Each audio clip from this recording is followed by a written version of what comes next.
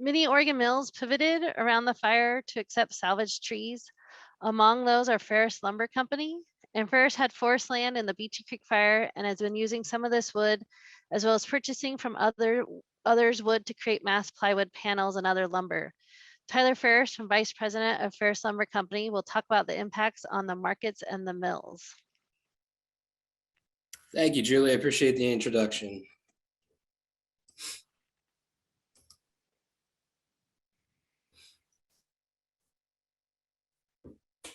Looks good. Thanks, Tyler. All right. Well, so my intent is to give you guys a perspective of the fires and the future products markets that we anticipate just due to the fires, and a little bit of background from a small landowner, and that we only have about 18,000 acres of our own private land that we manage for our own production, but also as a producer that's buying the majority of our wood from the outside market, typically about 40 to 60% from the federal government, and the remaining from small wood landowners in our area and other landowners. So obviously the timber markets are an important aspect of our business. So just a little bit of background about our company. We were founded in 1922. Those that can do some quick math can notice that next year is our 100th anniversary. So we've been here for 100 years. We're on the third generation. I always like to say that we're standing on the shoulders of titans. We are very happy that we can continue on the same legacy that we've been operating on under the last 100 years. The Santiam Canyon has been the base of our operations that entire 100 years. We moved down to Lyons, Oregon in the early 50s and transitioned from traditional lumber manufacturing to the start of engineered wood products with veneer production back in that time. So now we operate two veneer facilities, a veneer drying facility or merchandising facility in which we provide a large volume of engineered woods to almost every other wood products producer, engineered wood products producer along the West Coast. We have our own plywood facility in which we're also making structural composite lumber for engineered wood. We have a cogeneration facility in which we're producing about 7.2 megawatts after our own parasitic load. That's enough power to supply about 5,000 homes in the Santiam Canyon area and provide a significant base load to the grid. We have our own stud mill and a fleet of log and highway trucks, and our new MPP facility, which was installed in 2018. And so world's first mass timber facility where we're making mass timber manufactured entirely out of veneer. And we have about 400 full-time employees. At this point, we'd be looking to add about 80 if people can tell us where to find them. So focusing in on the private land aspect of it, obviously the private lands were 47% of the acres within the fire perimeter, and 17% of the volume burned on acres and 19% of the value. Private landowners are expected to salvage about 860 million board feet, or 64% of the expected salvage. And I think that speaks to the spirit and the interest that private landowners have into restoring their lands to pre-fire levels, and to really turn these lands into forest and keep them as forest in perpetuity. So as you heard earlier, the loss of merchantable and pre-merchantable stands will reduce future timber harvests. This is the gut punch for small operators like us. We currently operate our veneer plants at about 2 shifts at each of our 2 veneer plants, 7 days or 3 shifts at our drying facilities, and 2 shifts at our plywood plant. We can foresee the time in which there's not enough timber available on the outside market to operate our plants at a 1-shift basis or at a 2-shift basis as we're currently going, and having to reduce to a single shift basis. So we could very well be part of this 1,200 to 3,000 jobs lost over the next period of time, unless another source of timber actually rears its head and makes some additional timber available on the open marketplace. So we look at timber supply as our single largest constraint towards investment in our facilities in the future, as well as for the growth of our industry in the future.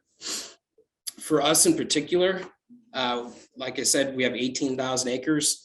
5,780 acres burned within the Beachy Creek fire, and the Lyons Head fire as well, but the majority was within the Beachy Creek. This represents 32% of our timber holdings. or a $24.8 million loss just for that board footage. We lost a significant amount of young merchantable timber stands. But that said, we have been able to salvage log 30 years and above, and we've actually made use of timber that's younger than 30 years through chip and saw and other processes. We're trying to sort through the trees as aggressively as possible to make sure that we get every bit of value add out of that. So we're taking down to a 3-inch top, and now just on a background, our average block size for our veneer plant, our small log veneer plant, is 8 inches. So it's not a big tree. Our average block size for our large log plant is only 15 inches. We can peel up to a 42-inch block, but that's typically less than 100 blocks a year for us. So we specialize in small logs, and that's what we like to run. We like thinning operations. We like small suppressed trees that can yield high density engineered wood products. So what we've seen on the outside market right now is that there are very few 12-inch and below logs available that are the ideal suited log for our facilities. So I would really caution the land managers out there that are saying that we're assuming that timber companies would not be interested in 34 or 35-year-old trees or 40-year-old trees. We are absolutely interested in those types of trees, just considering that they meet certain parameters. But we would really like to have an option to take a look at and buy smaller diameter trees that would be ideal towards our operations.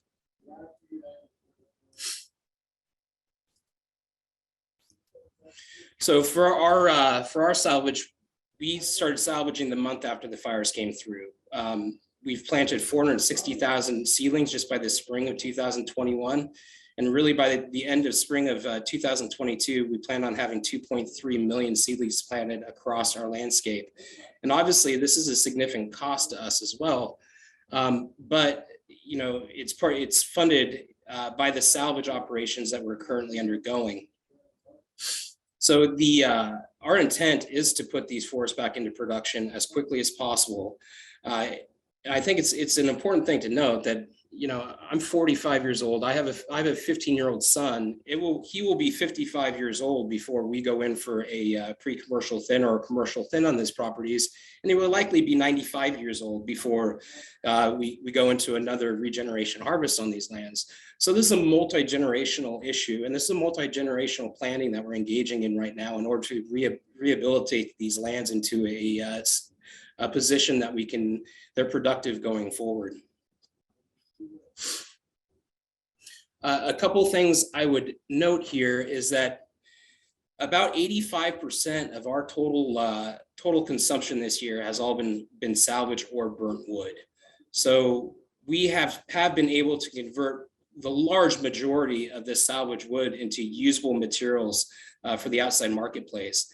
And so far, at 14, 15 months after the fire event, we have not noticed any noticeable deterioration of the wood fiber. We intend to buy these salvage logs as they are available, and we will use them until we see that the wood fiber is no longer conducive towards the types of engineered wood products that we actually produce.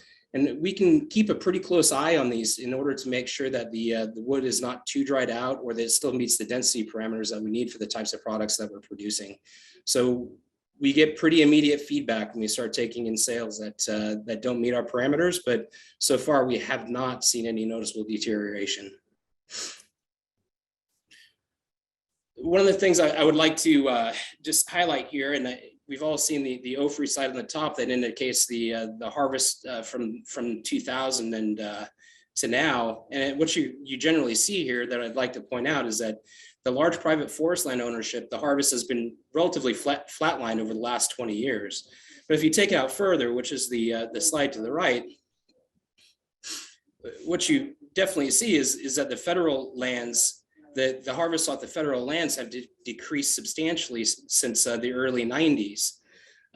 Obviously, since the federal government is a significant landowner, 60% landowner, and there's 14%, and only represent 14% of the harvest, we as an industry and we as a small small producer would like to consider, additional timber harvest off of the federal lands as a potential way to make up for what we consider to be a lack of timber over the next 10 to 20 years as the effects of these fires continue to perpetuate. So the other thing that I think this chart illustrates is that private timber lands in Oregon are tapped out. We have been harvesting at a sustained yield rate for the last 30 years. We don't have a whole lot of additional timber that will come off of the private industrial forests that will allow us to run our operations at the current rate, or even at a higher rate in the future. So what is the effect of that?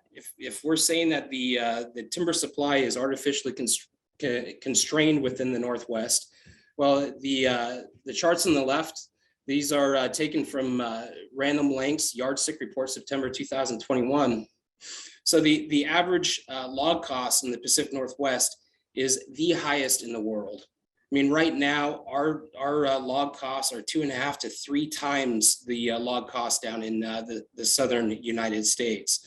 And this is a region in the US that is producing equivalent products to us. So log costs being our single highest cost, the competitiveness of our industry up in the Northwest is constrained by the cost of the raw material. Yet again, this indicates we need more supply. We need to be able to process these logs in a efficient format to compete on a global basis, not on a regional basis. So it's a very important thing to us.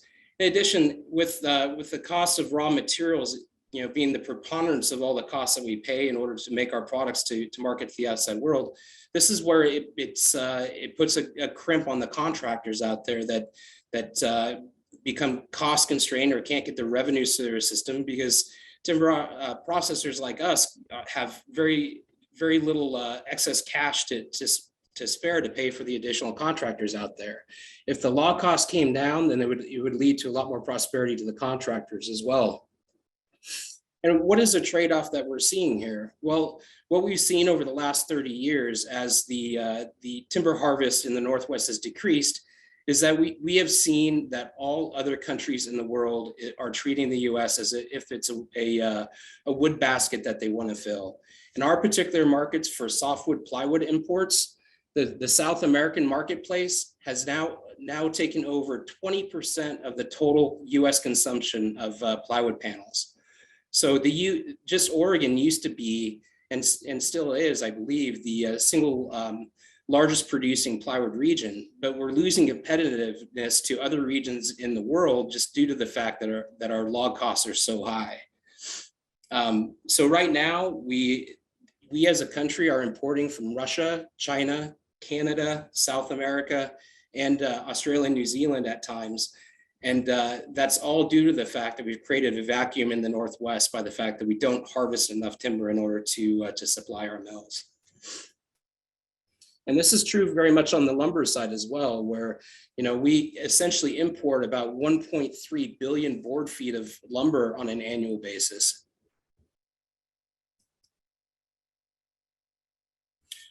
So not to get too political, but future threats to our timber supply, and these are all the news right now. So it's not anything that anyone's not aware of. The River Democracy Act proposed by Senator Wyden, the Habitat Conservation Plan, and the Memorandum of Understanding between environmental groups and the timber industry. These are all things that I'm not going to voice an opinion on right now. I'm just going to say they all reduce the potential supply of timber for small operators out there. So if we want to encourage small private producers like us, then these all reduce our timber supply, make timber more expensive, and makes us less competitive with the global universe. Now, some opportunities that are out there.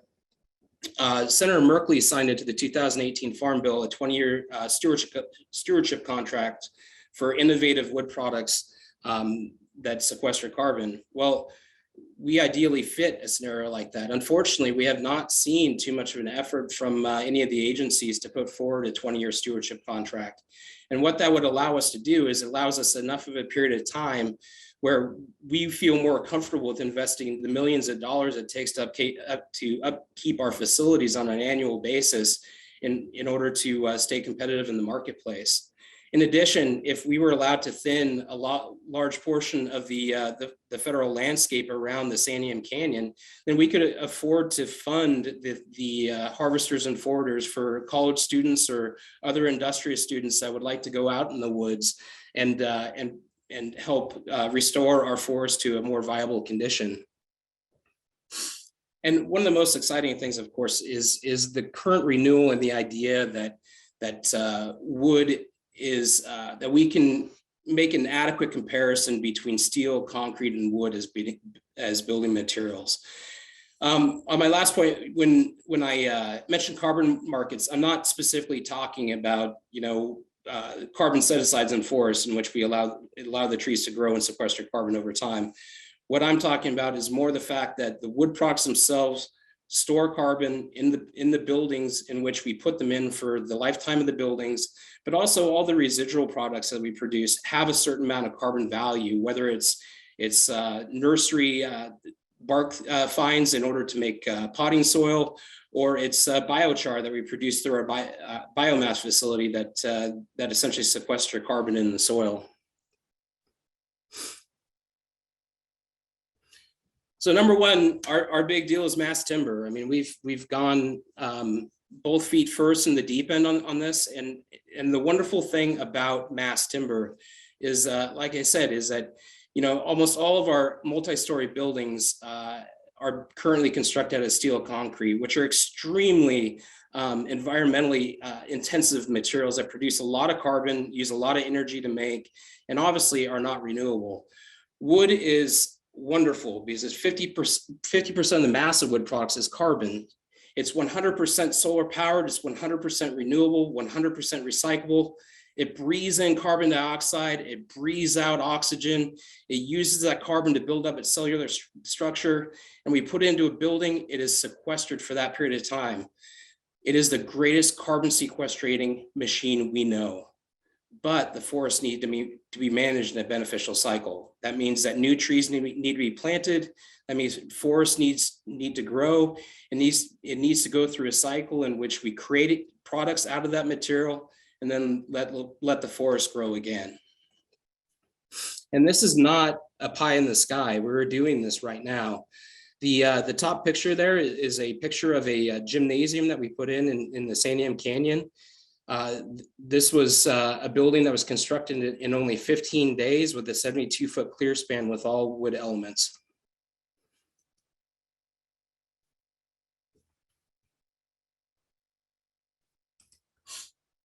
So I figured I'd just kind of end with a project that we're currently working on. This is the Portland Airport.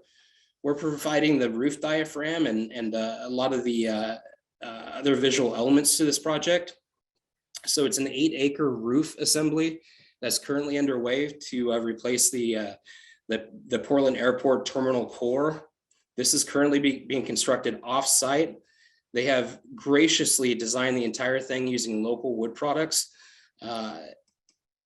We have produced the primary roof, while Zippo down in Riddle is producing the curved glulam beams. So just for us on this project, we used 78,000 cubic feet of material to produce this roof, and that is enough to sequester 3,250 cubic meters of CO2. That offsets about 690 cars off the road annually.